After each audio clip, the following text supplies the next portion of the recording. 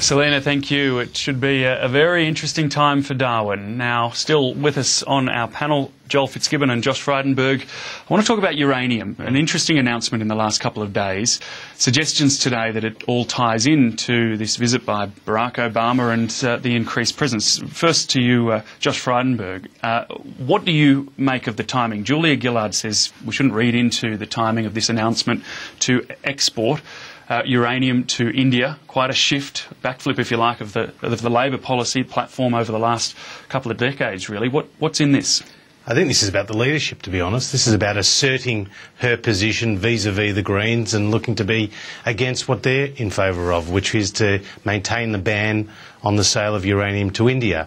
Let's get it right in context, David. This decision to ban the sale of uranium to India has never been about principle. It's always been about politics for the Labor Party, specifically about appeasing the union movement. And the fact that Kevin Rudd, the Foreign Minister, wasn't consulted prior to this announcement, the fact that he was in India when he heard about it, was a real humiliation for him, and it's now very clear from the papers today that he is very, very upset. And I think watch this space here. But the point is, the Labor Party's decision to ban the sale of uranium to India damaged the relationship with that very important bilateral partner for Australia. And the Indian Prime Minister did not come to Chogam, basically snubbing us for failing to sell uranium to him.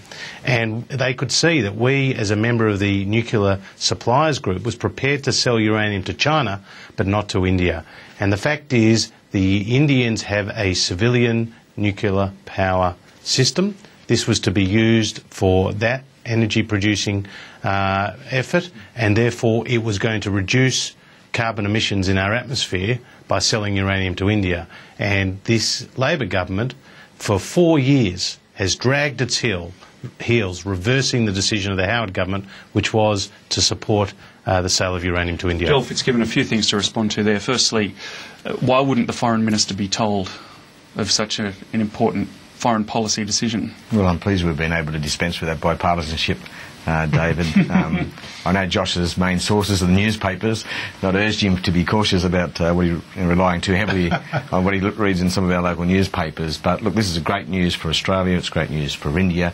The timing is at best fortuitous. What better time to be talking about removing this very substantial barrier than now, when the President's here talking about a greater engagement in the Asia-Pacific region, better acknowledging the important emergence of India as a major economy and a major player. Unequivocally good news. And picking up on what Josh said, look, when John Howard decided to open up uranium trade with India, he was ahead of the game. The US hadn't yet decided to the NSG to engage. It was only right for us to say we're not comfortable about the safety concerns here. A few years on from the US decision and the engagement of both the IAEA and the NSG group, we're comfortable that it's time to move on. It's taken you 4 years, Joel, to reach that point. Tell me, was Kevin Rudd consulted? Well, I don't know. You're relying on the newspapers. What are you relying on? I'm far more cautious. I haven't had a chance to speak with the Prime Minister or the Foreign Minister, but it doesn't change the point that the sale of uranium to India is a big move for either political party.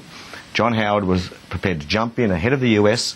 We said, we think we need to take a pause and to see how this works out. Considerable time has now passed, and we're now satisfied that the safeguards are in place. Okay. All right. Well, unfortunately, we're out of time. Joel Fitzgibbon, Josh Frydenberg, thanks very much for this, and enjoy your dinner with the President this evening. I'm sure it'll be an interesting one. Thanks for your company. On Lunchtime Agenda, we'll have rolling coverage throughout the afternoon as Air Force One touches down, and all the updates up until that point. I'm David Lipson. Thanks for your company.